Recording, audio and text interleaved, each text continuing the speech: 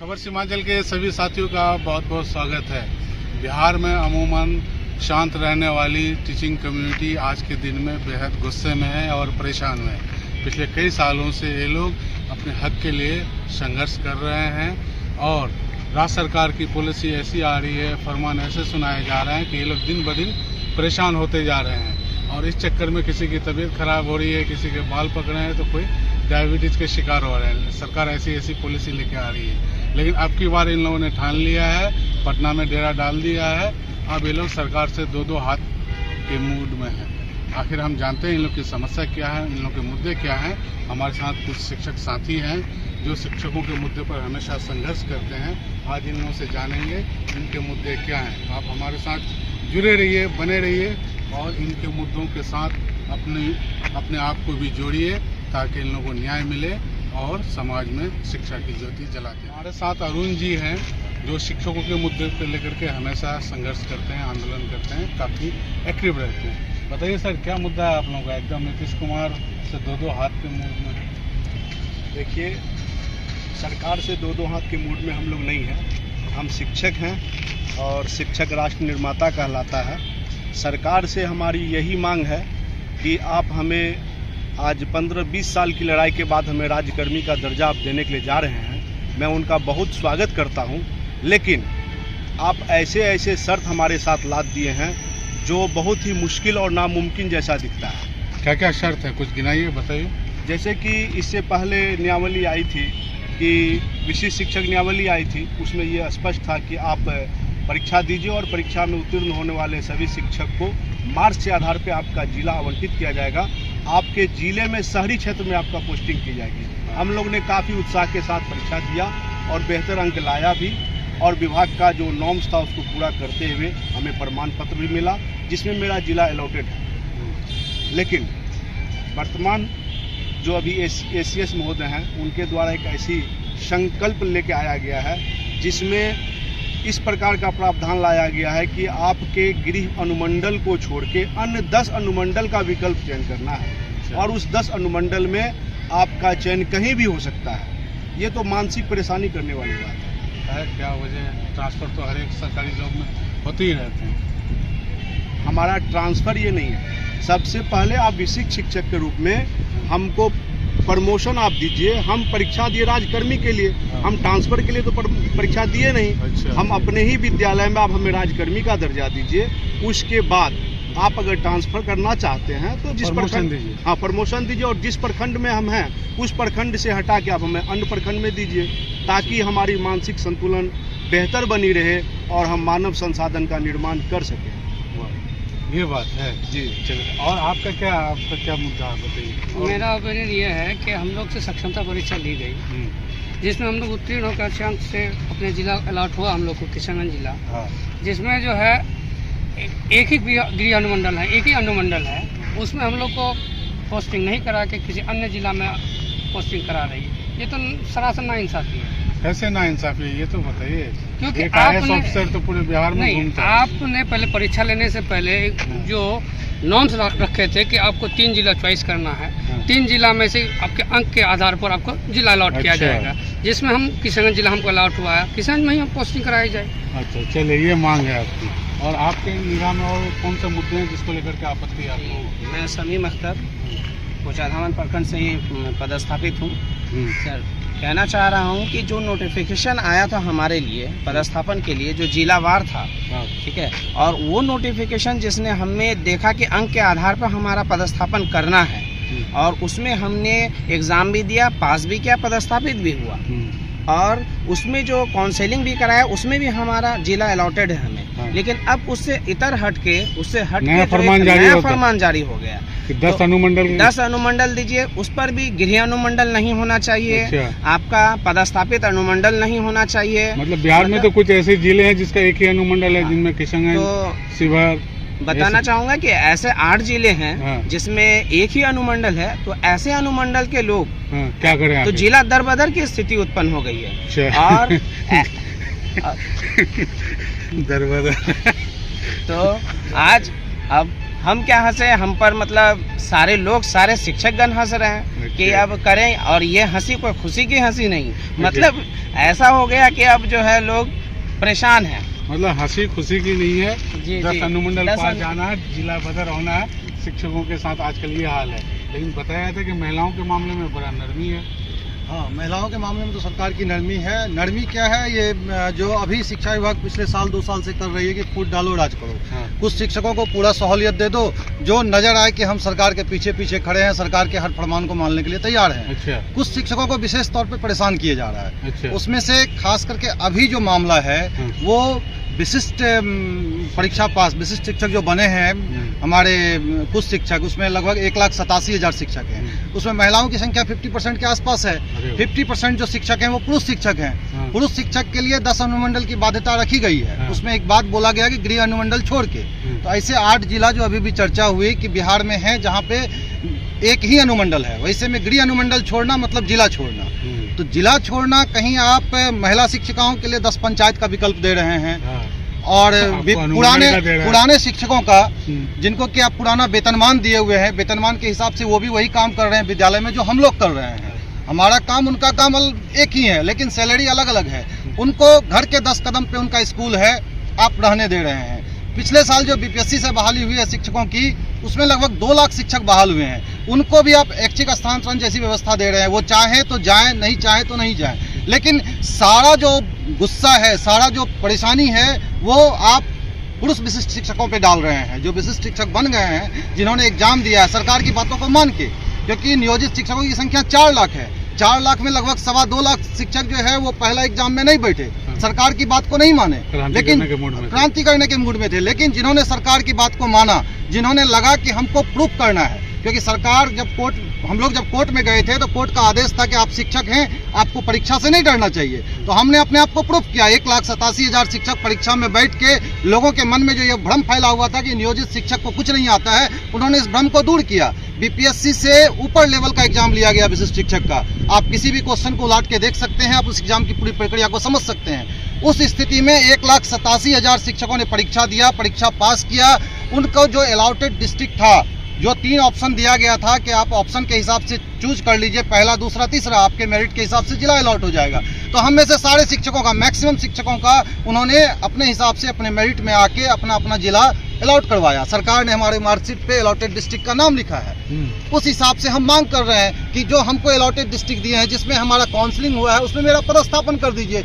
उसके बाद ट्रांसफर की बात आएगी तो सबके लिए एक पॉलिसी बनाइए, चाहे वो महिला शिक्षक हो, पुरुष शिक्षक हो, पुराने बीपीएससी शिक्षक हो जिनको लाखों में सैलरी है, नए बीपीएससी शिक्षक हो जिनका स्केल हमसे ज्यादा है, सारे लोगों को एक साथ एक ट्रांसफर नीति बनाइए आप। मतलब ट्रांसफर नीति एक होनी चाहिए, नहीं है ना जी? तो आप लोग ये चाहते हैं ट्रांसफर नीति एक हो और बाकी अपॉइंटमेंट जो है, ये सोची समझी साजिश है कि कुछ जो शिक्षक हैं, गिने चुने 50,000 शिक्षक, इनका जगह खाली करके, कुछ विशेष जिला में इनके जगह को खाली करके, इनको जिला बदल करके वो अपने मन माफिक अपने बीपीएससी शिक्षकों को, जिनको कि जिला नहीं मिल पाया उस समय के पाठक साहब के नीति के हिसाब से, तो वैसे जगह पे उनको सेट किया जाए, उनको टाउन में सेट किया जाए। इनको सुदूर ग्रामीण क्षेत्रों में आए दिन जो ये घटनाएं होती रहती है, पिछले 1 वर्ष में हजारों सरकार के सारे फरमान विशिष्ट शिक्षकों के लिए है, जी, बाकी और किसी के लिए नहीं। पिछले लेकिन फिर भी आप लोग ये चाहते हैं कि सरकार अगर ट्रांसफर पॉलिसी लेके आए तो सबके लिए एक जैसा लाए। पदस्थापन के बाद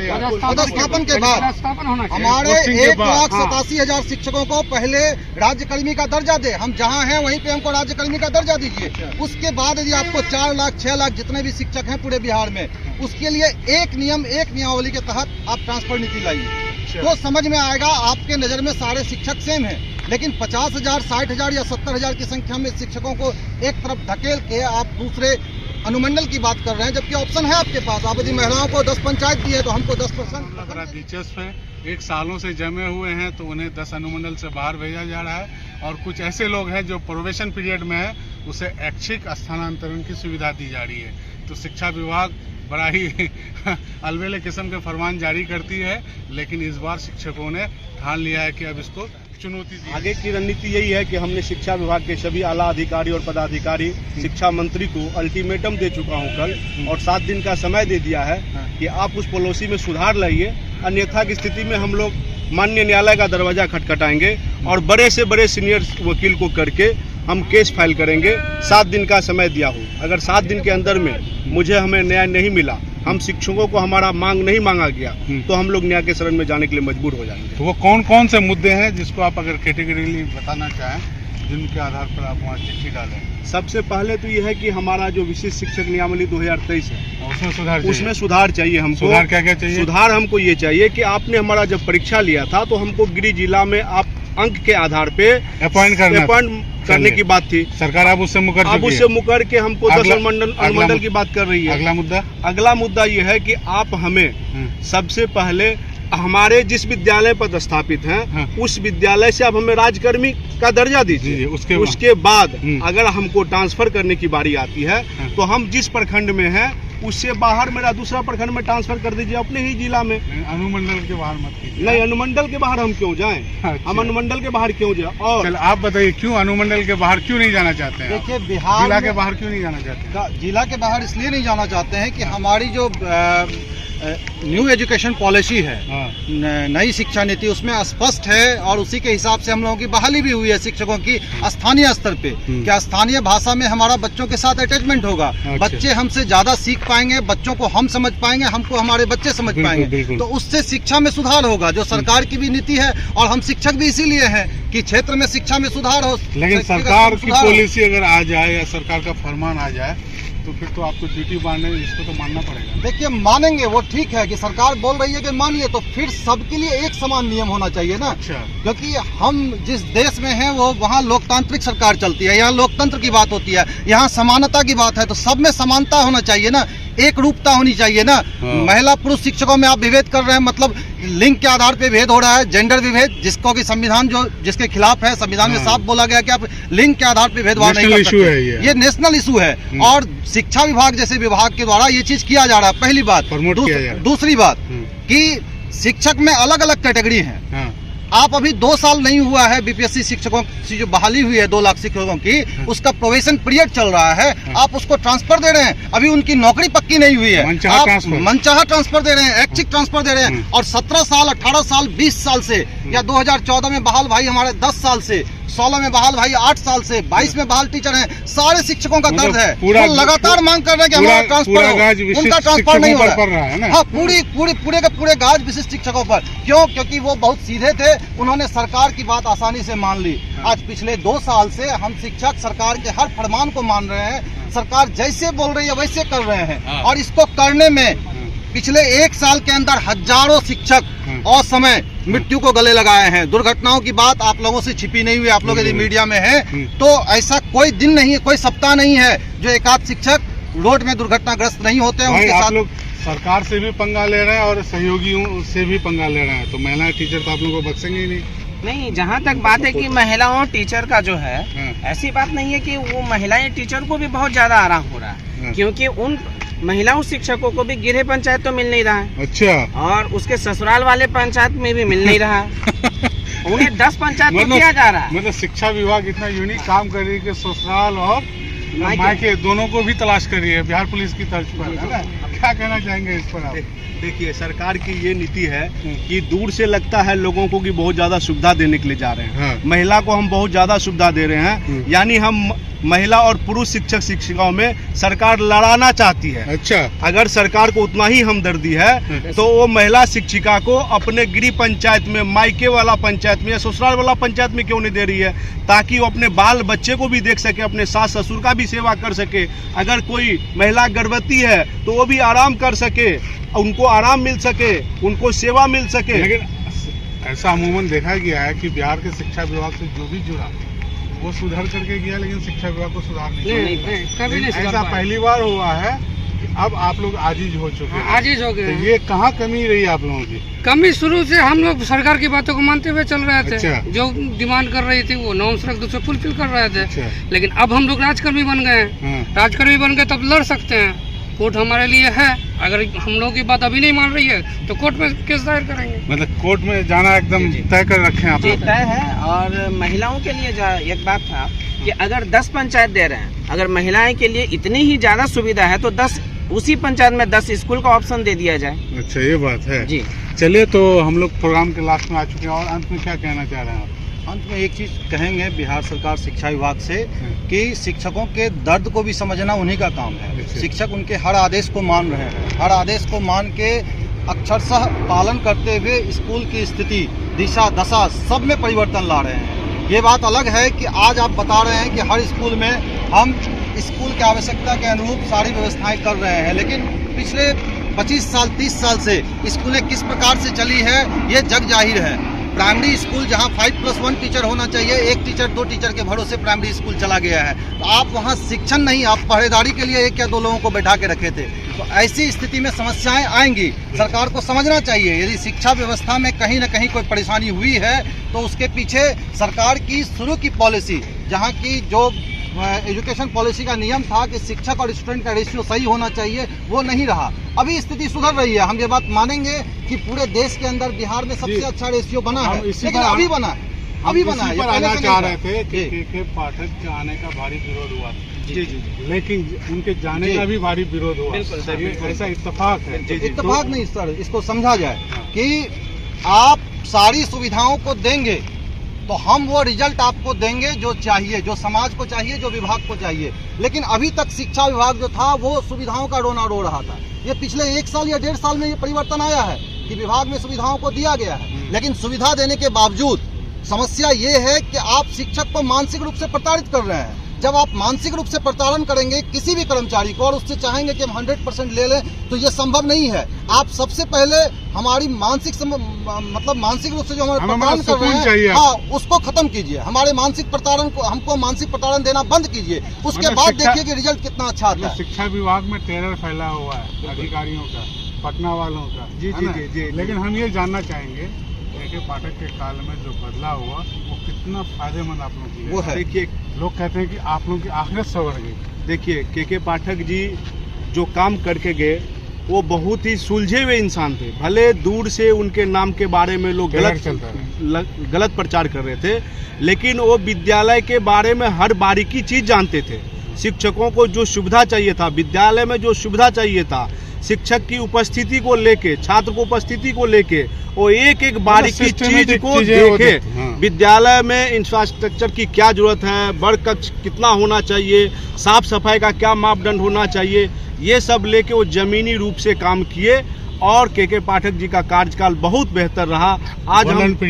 आज हम शिक्षक उनको दिल से याद करते हैं। आज जो हम विशिष्ट शिक्षक का साथ जो ये हाल है, अगर के पाठक जी रहते तो आज वो पोस्टिंग कर दिए रहते और हम लोग बेहतर ढंग से अच्छे प्लेस में रहते। इसीलिए के पाठक को आज भी हम लोग याद कर रहे हैं। मतलब के पाठक एक ऐसा IAS ऑफिसर जिनकी ईमानदारी के चर्चे हैं और शिक्षा विभाग के लोग उनकी तारीफ कर रहे हैं। ऐसा बहुत ही विरले हुआ है बिहार के इतिहास में, शिक्षा विभाग के कोई अधिकारी को लोग इतना जान पाए हैं। तो शिक्षकों की समस्या पर हमेशा मुद्दा उठाते रहेंगे। आप जुड़े रहिए, बने रहिए, और जो लोग भी पटना आते हैं किसी भी मुद्दे को लेकर के बताइए, आपकी खबरें हम लोग हमेशा कवर करते रहेंगे। दीजिए इजाज़त दुलाल के साथ। Thank you.